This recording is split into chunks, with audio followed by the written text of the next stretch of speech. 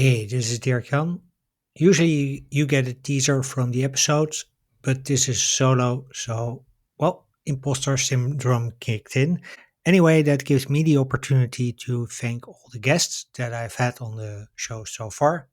Really enjoyed talking to each and every one of you. Thank you also for your wisdom, for your insight, and also for being an amazing role model for other women in tech. This episode is a solo in which I discuss a number of trends and observations I have from all of the previous episodes. It's nowhere near complete, so with this, I am going to task myself to update this podcast each year with new findings and new observations from the podcast. With that, let's go to the show.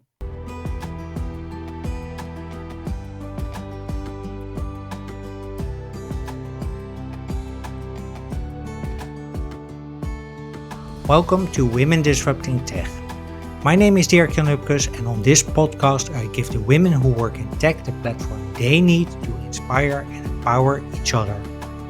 Join me on a journey into the world of entrepreneurship, funding, biases, and role models to discover the strategies for success in the tech industry. In other words, how women can disrupt tech. Are you ready to listen?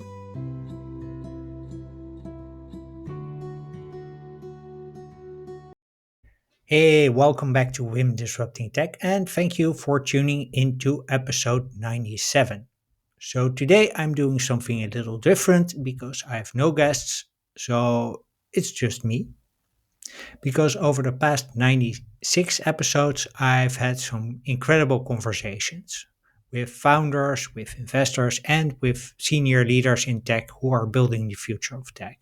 Many of them women and a few good men. During those episodes, I've noticed a few patterns, and some of them are very exciting, some of them are worrying, but all of them matter if you care about where tech is going and where women fit in. So, in this solo episode, I'll walk you through four key trends that are shaping 2025 and beyond. These are shifts that affect your career, your leadership, your life, and your future in tech. In random order of appearance, these trends are the state of diversity in tech, so also considering what is happening in the US and the rest of the world with respect to DEI at the moment, the influence that AI has on our lives and on career opportunities for women in tech, why the career ladder for women is broken and what we can do about it, and how women create success on their own terms with impact driven entrepreneurship. By the end of this episode, you'll not only understand how these trends affect your career and your life in tech, but you'll also get some practical and actionable tips that you can use to succeed as a woman in tech. With that, let's dive in. So, let's first look at the backlash against DEI. So, what we see happening now is that corporate budgets are shrinking or even put to zero, especially in tech, but also outside. Companies are scaling back or even killing their DEI programs, and we see lawsuits that challenge race and gender conscious hiring practices.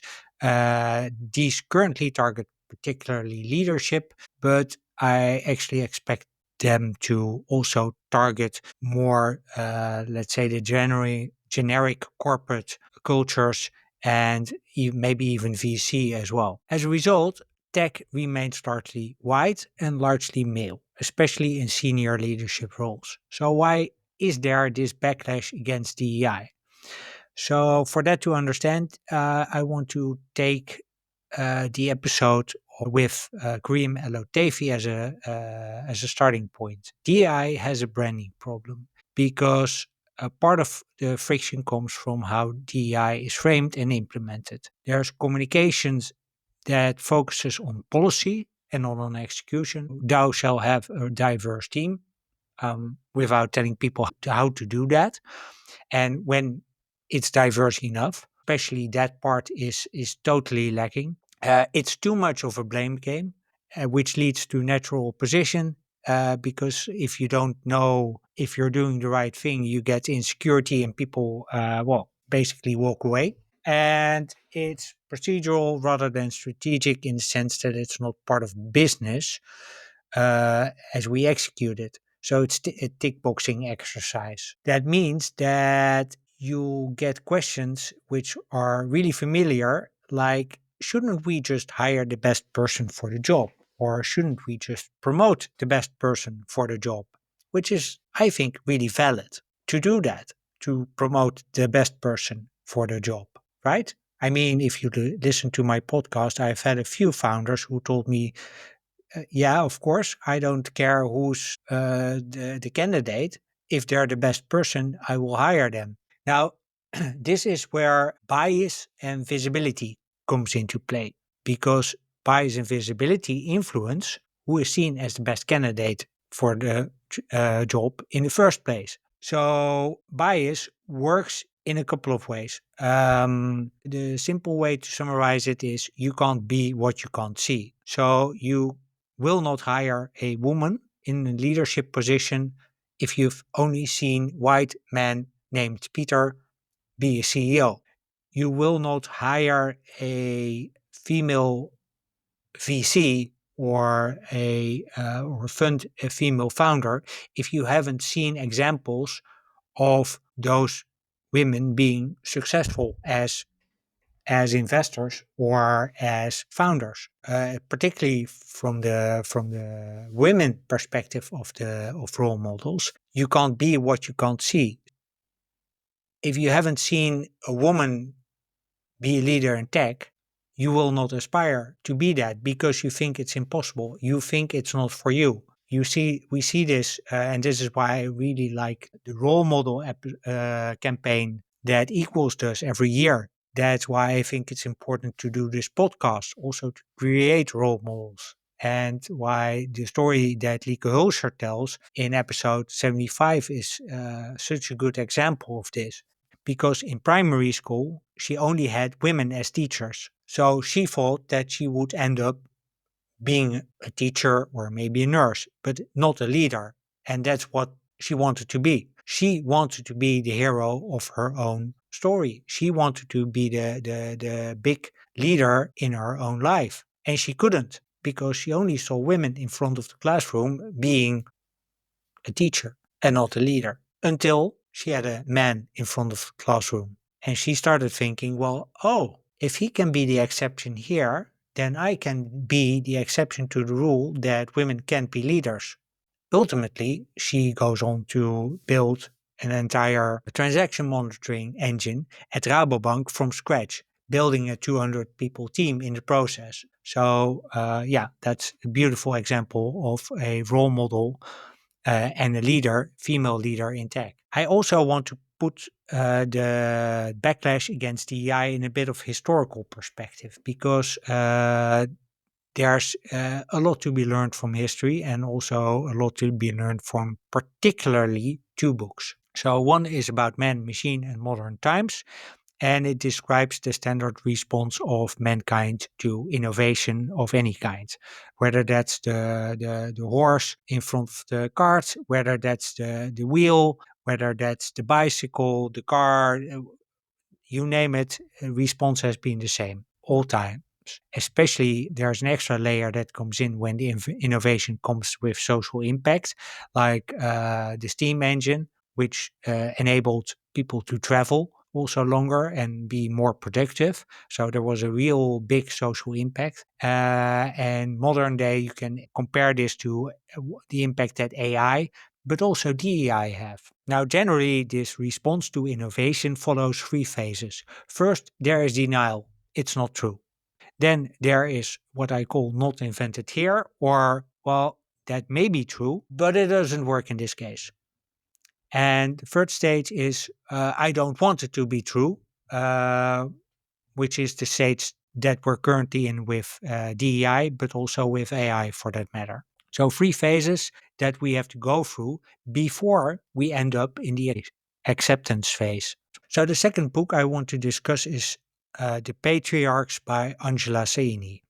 This book is basically a description of how we ended up having the current traditional gender roles. And the first thing I want to mention is that if you look at history and if you look at archaeological sites in the past, especially from like 10,000 years ago. These sites and the results of the research that has been done on them shows that women and men were largely doing the same things. Of course, there were biological differences, but there wasn't like biological truth that men would go hunting and women would stay at home and feed the kids. Unless, of course, they just had kids, in which case then it was better for the women to stay at home because they were the only ones who could take care of the kids at that point. So that's sort of the let's say the segue into what changed, because this changed when we got city states, and city states needed a growing population. City states needed soldiers to go to war. And how do you get more people? Well, you need women, because no women means no babies. And if the women can then not also not take care of the babies, they don't grow up. So your critical resource becomes a woman. So what do you protect as a smart person in ancient Greece? You start protecting women. You start to keep them at home. Interesting side note, where the city of Athens decided not to have women as soldiers, the city of Sparta had women as soldiers. So even at that time, especially early on in ancient Greece, it wasn't determined like, okay, this is the new normal without any examples that it can be different. So what does this tell us? The current society that we have with patriarchal structure and the traditional roles of genders starts about 5,000 years ago. And it took 5,000 years to get where we are right now. So it will also time to change things back or forward to a new reality. We've made a lot of progress over the last 100 years or so. Voting rights, women starting to come into domains where they weren't welcome or that weren't open to them. But there's still a lot of time and needed also to get through the current, let's say, transition phase from uh, skepticism against DEI or even war against DEI to considering DEI as the new normal and considering inclusion in tech as the new normal. So there's resistance, absolutely, but the resistance also gives us an opportunity to see, okay, so what is working and what is not, and how can we adjust it? And I think especially when it comes to the branding problem that DEI has, and where we talk about biases and increasing representation of women in certain domains, we still have a lot of steps to go and to take. Um, but I think we'll get there in the end. And if you think this is all bad news, there is a lot of bad news, but also a lot of stuff to reflect on. And towards the end of the episode, I'll mention some positive trends from the podcast. But now I want to shift to the influence that AI has on our lives and on career opportunities for women, because this is where things start to get really interesting. So I think it's safe to say that AI is gaining influence on our daily lives. But like with DEI, there's quite a bit of opposition. And like with DEI, we're also in a transition phase. So let's first deal with what is the upside of having AI in our lives if we get it right. There's better decision making in all kinds of domains, business, healthcare, financially, because there's simply more data available than to base our decisions on. It's also causing more productivity. And finally, I think it also embodies more possibilities for women to get into the tech ecosystem because it's not only coding anymore. It's also analyzing data. It's about structuring data. It's about making sure that data is not biased, etc. So there's a huge potential for real world impact for women here, especially if you look at the role of AI in healthcare office, in data protection, in finance. There's really a lot to gain there. But it's also necessary to get AI right and to do that early on. Otherwise, we will spend ages correcting the errors or hallucinations, as they're called, in the data, or that is based on having biased data. So how do we unbias that data? We need women for that. We need actually people from other underrepresented groups as well for that. Not only to give data, but especially also to be involved in the development of AI. Because if you have biased data, if you have bad data more in general, and you let AI develop based on the bad data, trash in is trash out, and that happens to AI as well. So that's why it's important for women and people from other underrepresented groups to help out the bias by being involved. So walking away from AI for women is a particularly bad idea. Let me stress that. We need, if we want AI to help humans and not the other way around, we need humans from all possible backgrounds to create the AI. You probably wonder, well, that's very nice of you to say, but how can this be done then? Well, I think that's where, again, role models come in.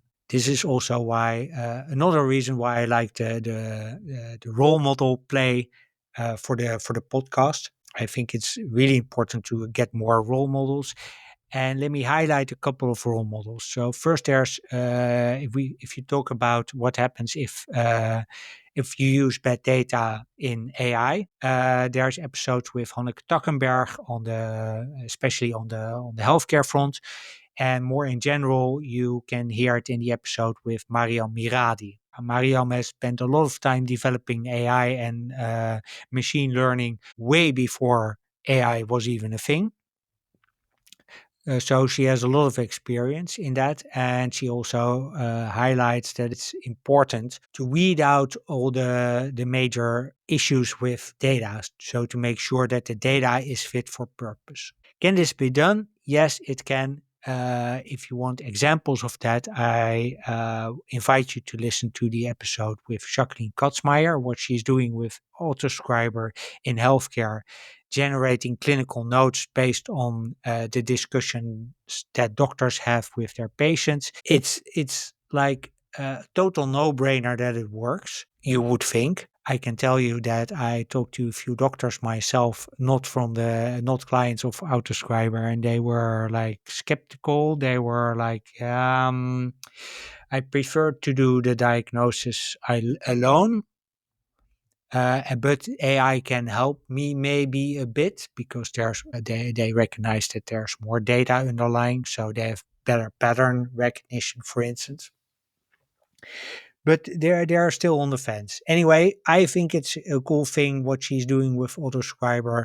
I think it's also necessary because she takes out not only a quality problem with diagnosis, but also a stress problem at the doctor's end of the spectrum. Another example I want to highlight is Carla Canino, what she's doing in financial services with Kindly. She's debiasing all the algorithms that Lieke Hulser has built to select clients and to spot patterns. And it's cool to see that Carla actually can help companies like Rabobank debias their algorithms. On the edge of AI and Web3, there's the work of Stacey Engel with Twin Protocol.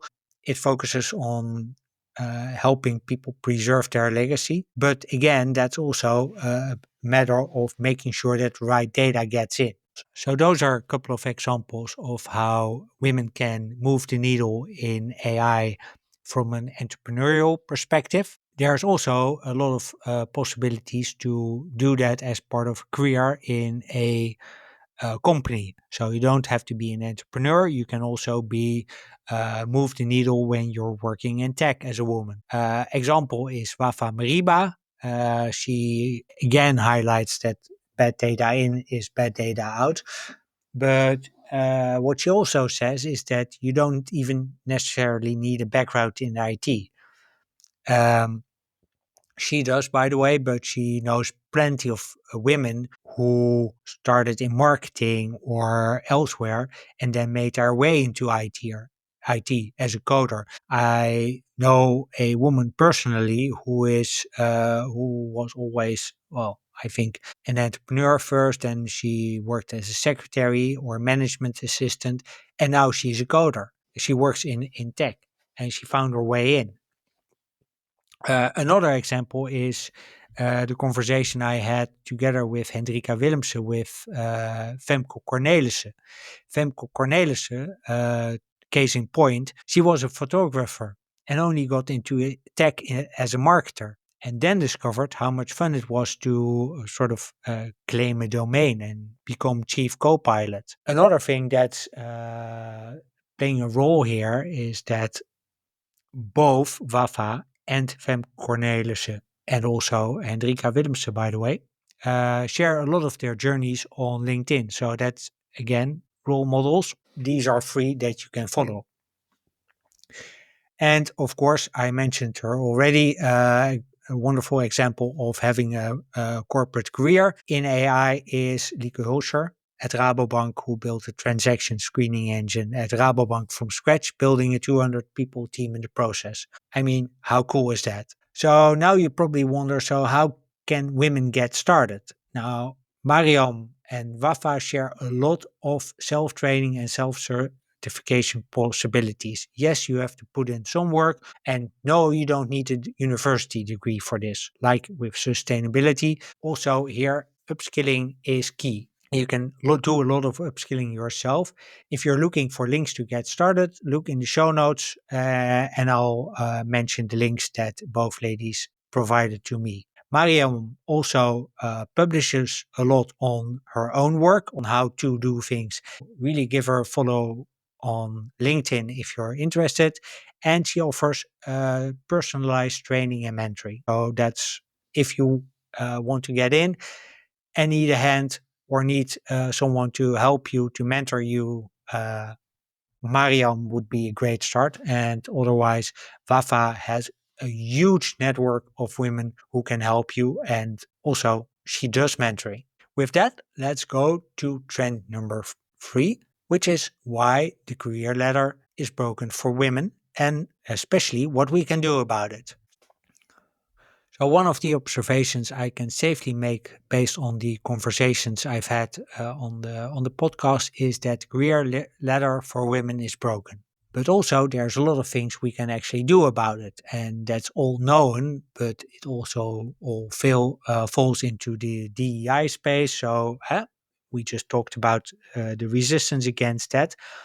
But I want to highlight a number of reasons why we have a glass ceiling, why we have gender pay gaps, why women are still not promoted, why women are still facing a lot of health issues that are specific to women, and how that influences the career ladder that women can have. So first, women are the only ones who can give birth, and for that they get pregnancy leave, and that's nice, but it's a career break. And still, a lot of managers then say, well, maybe in the run up to that pregnancy, we don't give you that promotion, or we don't hire you in that new job, which of course is ridiculous because it's not like. If women get a baby, they all of a sudden lose their brains or their capacities. But they do take a career break, and that's even needed, I think.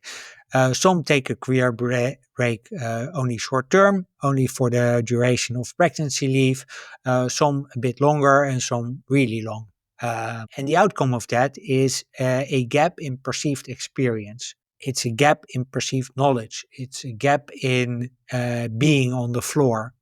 It's a gap that starts to exist in a time frame for women where men actually make the biggest promotions and enter the pipeline of leadership. So it's a very crucial stage. And as Luzanne de Huppering also said, you need to keep working in that phase as much as you can, because otherwise you end up with less career opportunities, lower chances of promotion, lower income in the end, but also in between, and a smaller chance of getting to the top of your ability. And the same happens as a result of menopause related health issues, because then we see again women drop out of the workforce, either for a short time or for a longer time. So it's important also to research and fix human or female health issues, especially around menopause, but also around other um, women related diseases. Then there's women who are still telling each other to this day that it's difficult to combine multiple hats.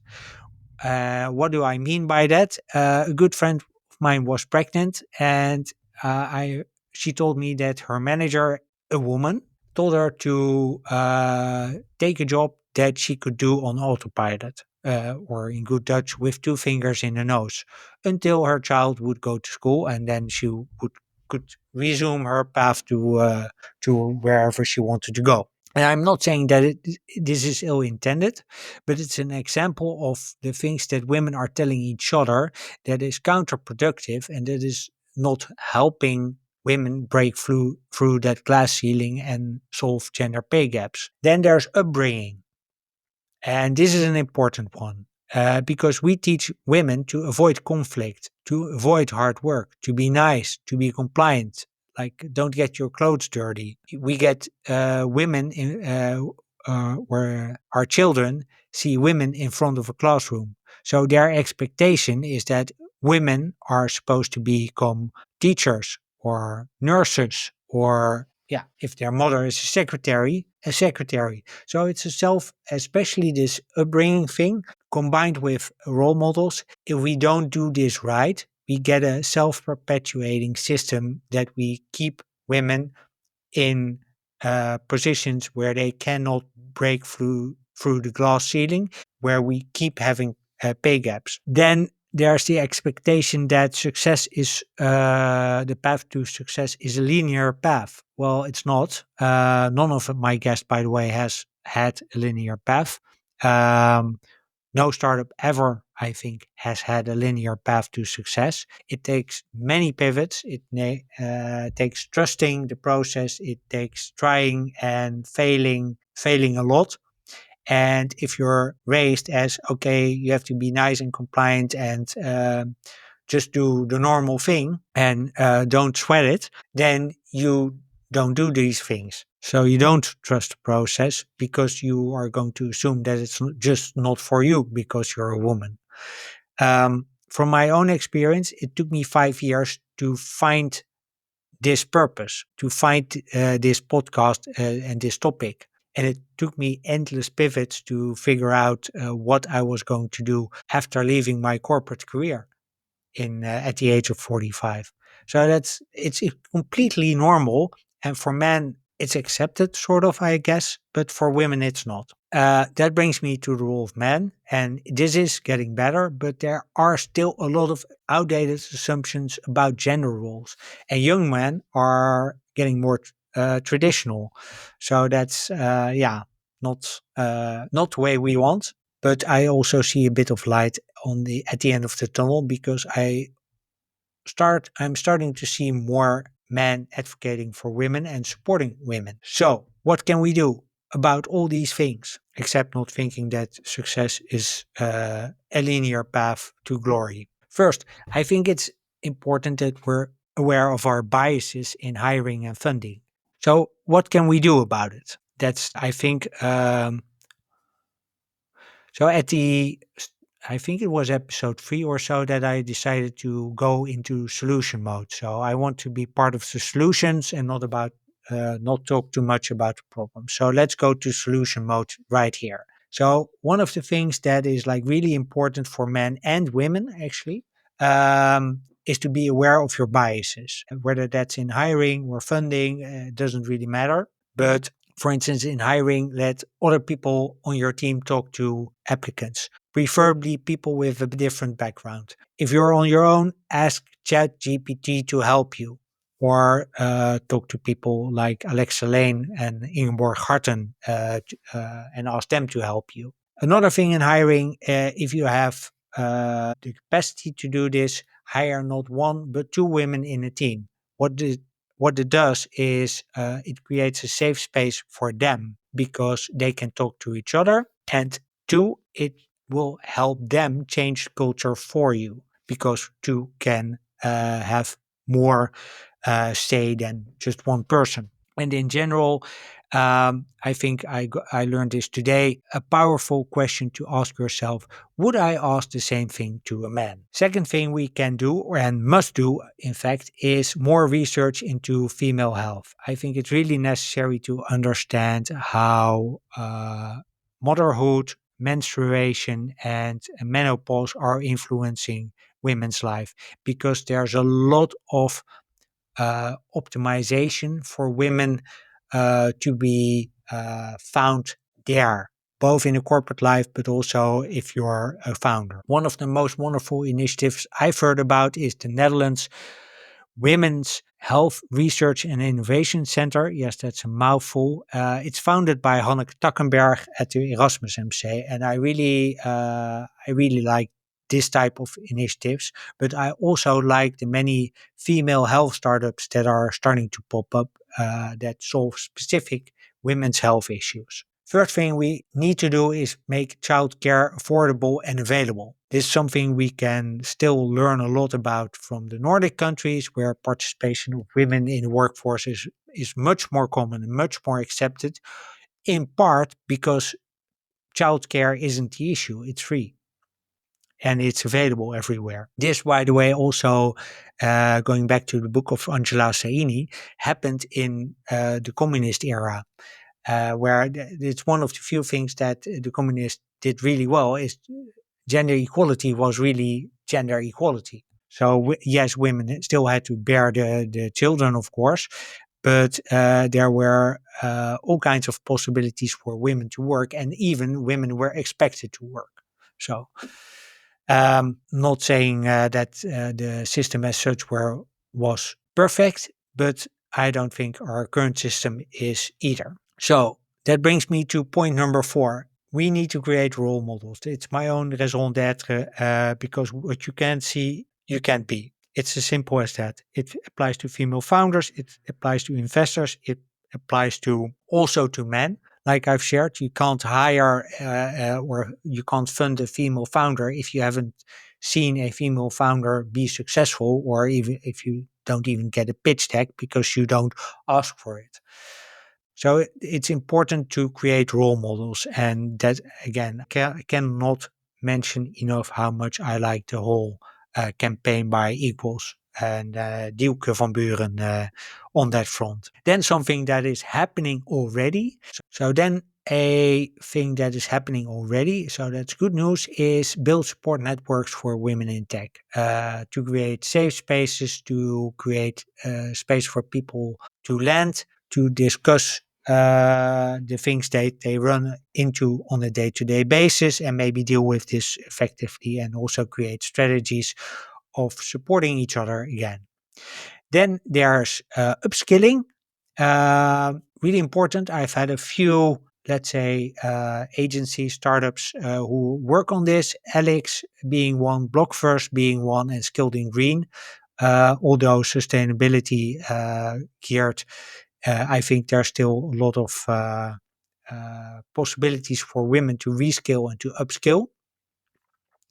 What I like about Alex, by the way, Joanna Spiller told me that there's a payment gap, and what she's doing about it is making a reservation of 13% in an education fund that that women that are employed via Alex can actually spend on education. So there's a lot of initiatives that can help women upskill and reskill, in addition to the possibilities that I mentioned that Wafa Meriba and Mariam Miradi mentioned on the podcast with regards to AI.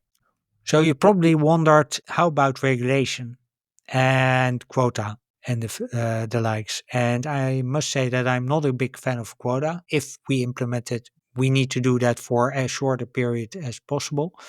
But one regulation that is coming up that I do like is the regulation in the EU that requires equal pay for equal work.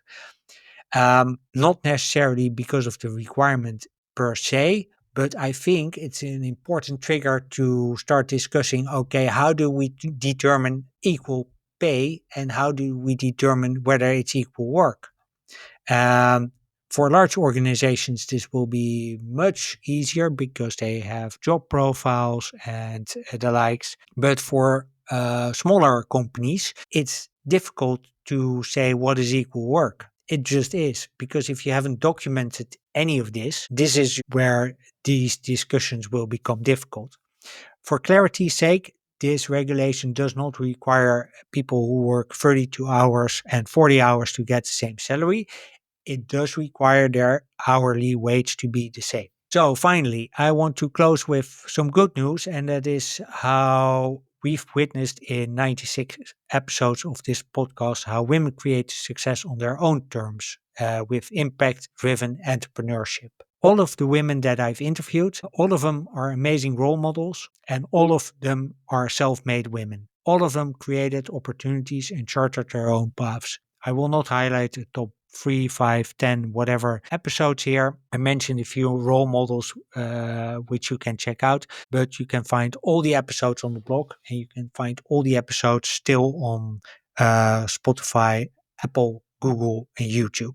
Now, most of the founders I've spoken are in the health space, in the fintech space, and the impact space. And these happen to be the sectors where investments in female founders are the most common. So it's easier to spot founders. It's easier to find people who try. I want to invite here women who are not in those domains and want to be a role model for other women to come up. You can send me an email, Dirkjan at womendisruptingtech.blog, or send me a DM on LinkedIn. We'll talk about your venture and we'll make sure that we make an amazing episode out of it.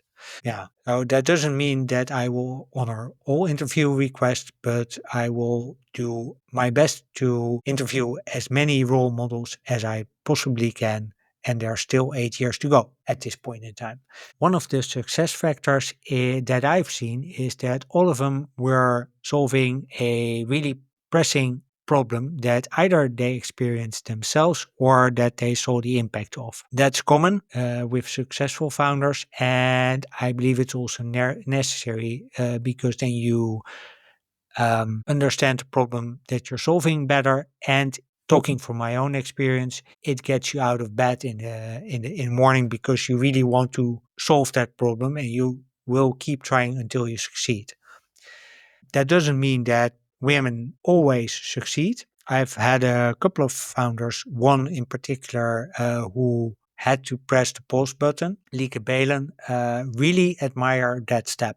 I think it's really strong to be able to press pause and to get rest, to find the resources you need to continue your journey as an entrepreneur. So I don't see it as failure. I think it's part of life, and I think it's also part of the entrepreneurial journey that we all have to go through.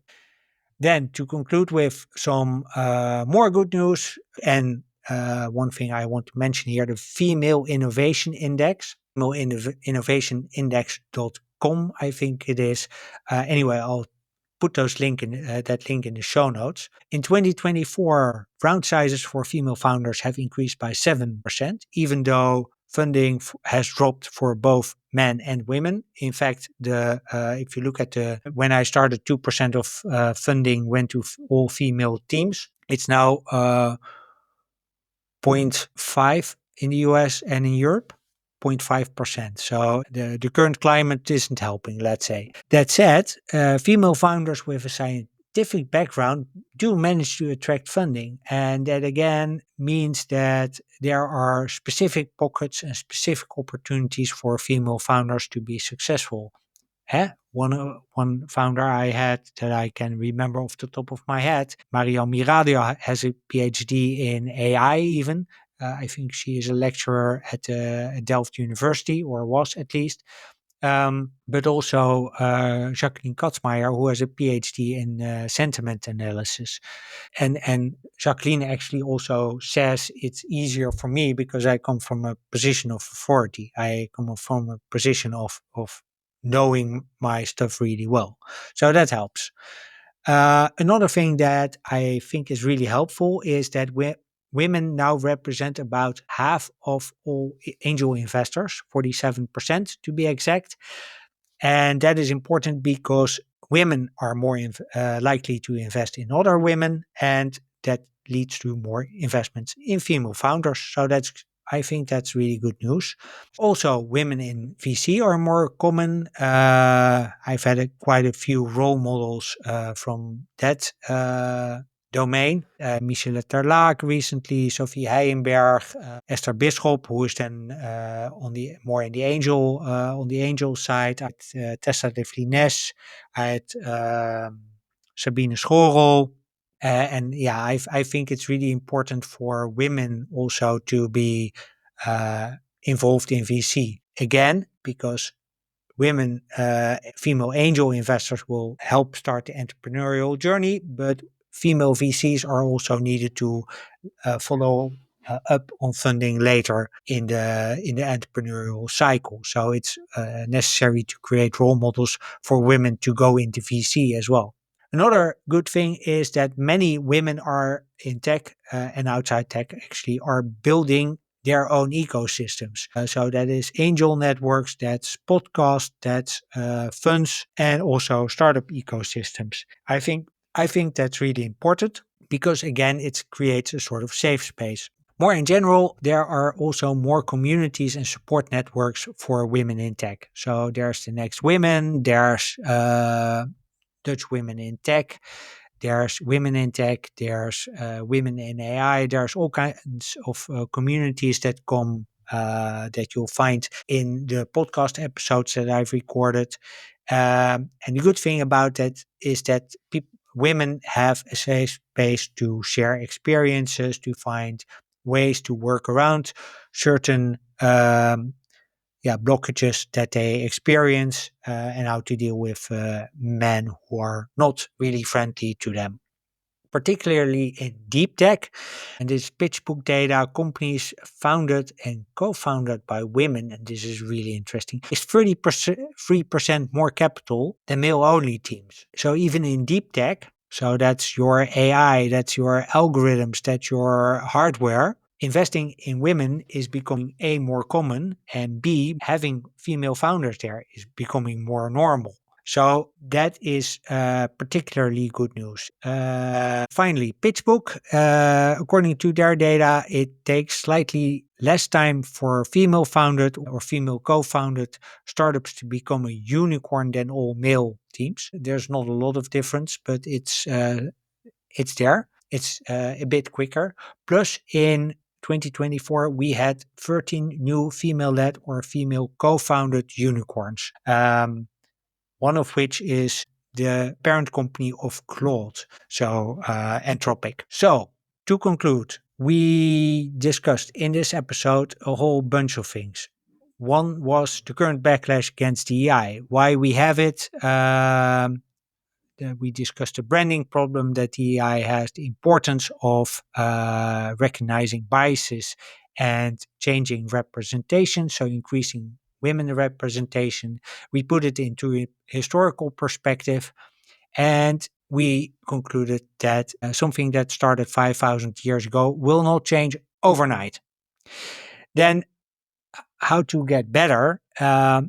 One place to start is AI, because I think there's a lot of opportunities for women to get into tech and to change the future, to make a really meaningful impact on the future of ourselves and our children. And that is by starting a career in AI. It doesn't have to be as a coder, can also be as a data scientist or a data analyst. We also discussed possibilities to get started by upskilling and reskilling through self-training and self-certification possibilities. Then we discussed why the career ladder for women is broken and what we can do about that. Again, upskilling is a major thing, but also role models and research into female health are topics that I really want to highlight. And finally, we discussed how women are creating success on their own terms with impact driven entrepreneurship. So, with that good news, I want to conclude this episode. Thank you for listening. I hope you enjoyed this. I hope you found this meaningful and insightful. Um, and until the next episode, keep being awesome.